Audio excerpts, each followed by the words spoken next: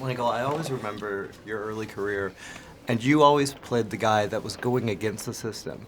Now you're Now I am I'm part of the system. yes, and you've just mastered it. Well- What is it about that side of the performance that you like?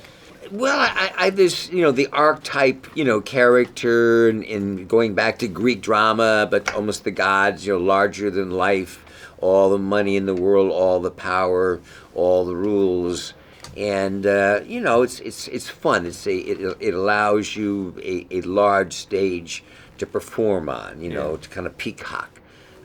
So I enjoy that part, and then you try to seduce an audience into being funny or charming, and then he's not so bad, and this wow, and then zim, and then you stick it in, when you have, and so hopefully it's the unpredictability, a little bit. It's fun to watch. It's really fun to watch.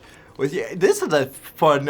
I can't imagine how difficult this must have been for you. Physically, yeah. Yeah, I mean, how did you approach that? What kind of training did you go into? Well, training involved turning me from looking like I normally look, the kind of very British physique, to suddenly looking like kind of one of these American, mountain guys, and so yeah, a lot of gym work. But then, suddenly I get off a plane from London, and suddenly I'm in the desert, and so I think I had about a week and a half to really immerse myself into that world and hang out with some of the guys there, and it's kind of the best thing about our job, kind of getting to go to all these places that you wouldn't really get to go to in normal life and stuff. Yeah.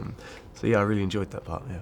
Talk about finding the connection with you two, and how long did you guys have to rehearse and jump into it? Didn't have much time to rehearse. It was an independent picture, small picture, but I think Jeremy is underrating just how good he is. I mean, he's an Americana part. It's not to say that we were looking for a British actor to play a 19-year-old high school kid from New Mexico, but he just does it. He settled right in. He was there.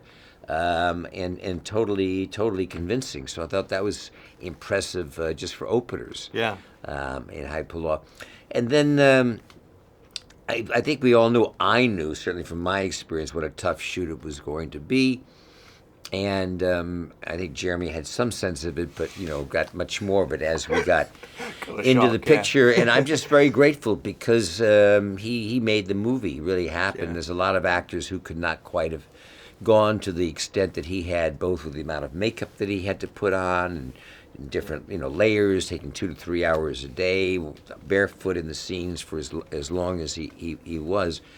So he had a sense not only of doing a great job in his part, but making the production work, and we had only so much time. We had to get it done. Yeah, it's a hell of a performance, dude. Oh, I was like, I felt for you the entire time. It just seems not only physically demanding, but emotionally demanding. Well, it was, but there was also, it was also a huge amount of fun. I mean, when you do get to, I started off doing theatre where you're always having to pretend that you're in all these places, and when you're really there on a film, and you are in this incredible landscape, there is a kind of awesomeness to that, which I find very exciting. Yeah. I don't think we ever got tired of looking at the skies. It was on the Navajo reservation up in the Four Corners area of New Mexico, and just an amazing landscape. I was gonna say, how difficult was the environment and the weather on the production? Was it really? Well, we didn't shoot in midsummer. We shot in the fall, so it was a little cooler. Although